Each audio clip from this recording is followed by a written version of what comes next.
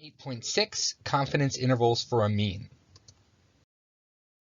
In this section, we're going to go through the calculations to create a confidence interval for a mean. But before we do that, let's talk a little bit more about that large enough condition.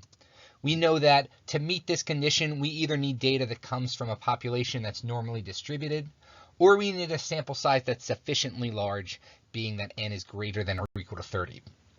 However, there are situations we have a small sample and a population distribution shape that's unknown. In situations such as this, we can still meet this condition if we make a display of the data in our sample, and that display looks approximately normal. So for example, if we were to make a dot plot and see that the dot plot of our sample is skewed to the right, that's an indication that the population is probably skewed to the right as well.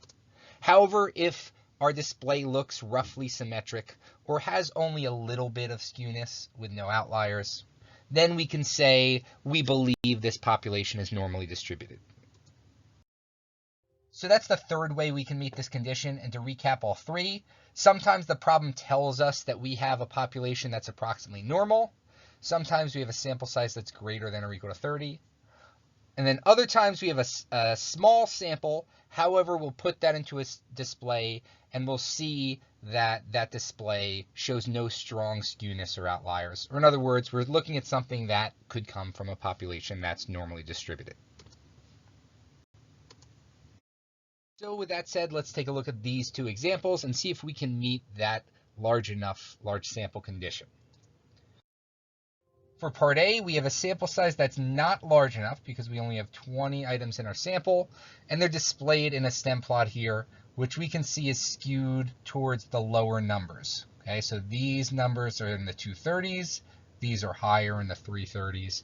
So because this is skewed, and because our sample size isn't large enough, that large sample condition is not met. In part B, we have a sample of 12 students, which again is not large enough.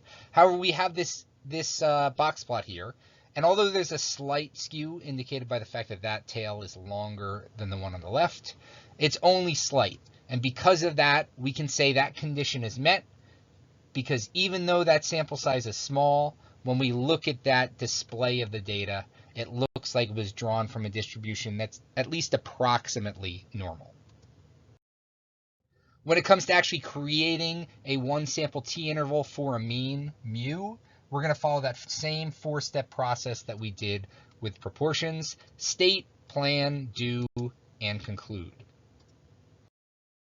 Most NFL games on TV last over 3 hours, but how much actual game time is there in a typical NFL game? We have a sample of 7 games from the 2019 NFL season, and we're being asked to create a 99% confidence interval for the mean amount of game time in all 2019 NFL games. Just like we did for proportions, we're going to start by stating the parameter along with the confidence level. So we're going to create a 99% confidence interval for the true mean amount of game time in all 2019 NFL games.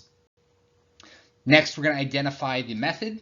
So we have two methods that we know at this point: a 1 proportion z interval, which we use for problems about categorical data where we're dealing with proportions, and the 1 sample t interval, which we use for quantitative data dealing with means. That's what this one is. So we'll go ahead and check the conditions.